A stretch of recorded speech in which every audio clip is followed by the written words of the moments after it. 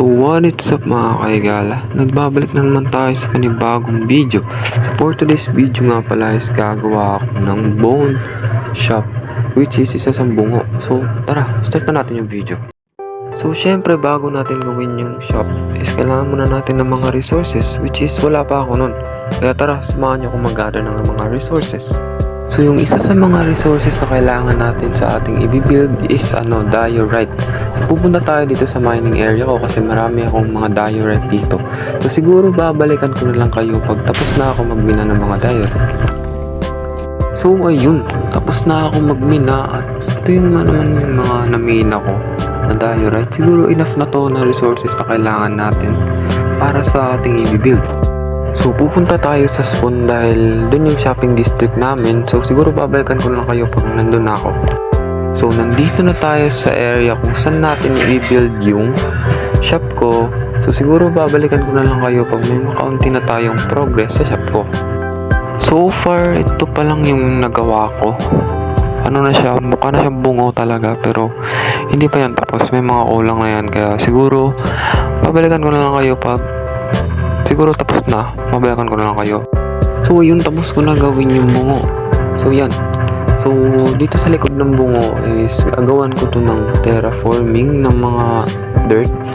Kasi yung gusto ko talaga dito is ng bungo is nakadikit siya sa structure na wall. So siguro babalik na lang ako pag may dirt na dito. So dito tayo kukuha ng dirt sa chest ko. Yan, marami akong dirt dyan. So, kunin natin yan lahat. So, baka nagtataka kayo kung bakit makakuha ko ng maraming dirt. So, yan. So, dito, nagmina ako ng, ng hill. Kaya, marami akong dirt dun sa chest. Kaya, tara, kuha na natin dun lahat. At, ito-terraform natin sa likod ng bungo natin. So, kukuha tayo ng maraming dirt. Which is, di ko naman talaga kailangan ng maraming dirt.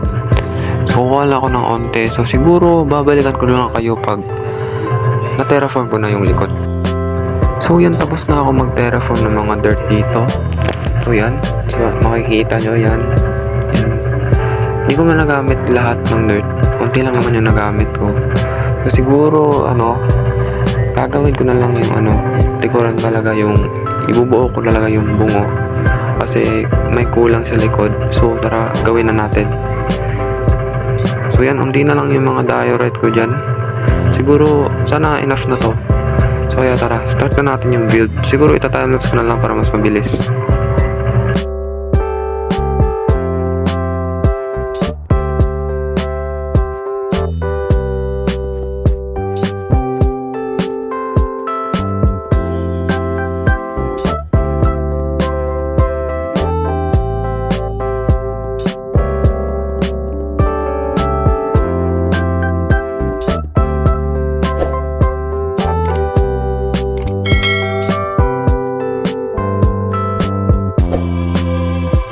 So yun, nakulangan ako ng diorite. Kaya babalik ulit tayo sa base para kumuha ng diorite sa base ko.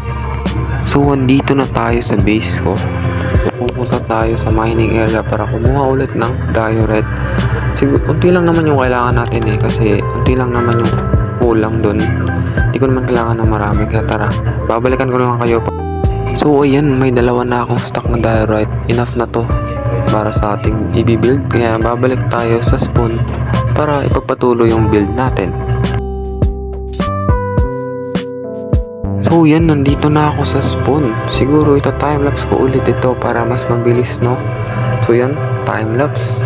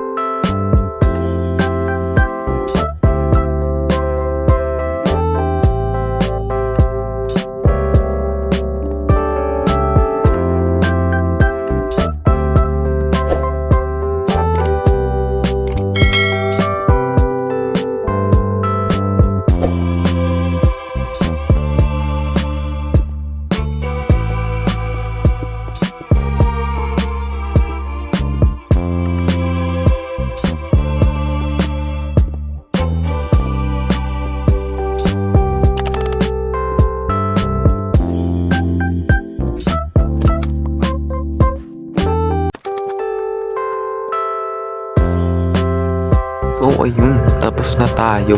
So punta tayo dito sa taas para makita natin yung ulo ng bungo natin. Yan. So yan, tapos na. So kailangan na lang natin is mag-gather pa ng resources kasi yung interior is wala pa.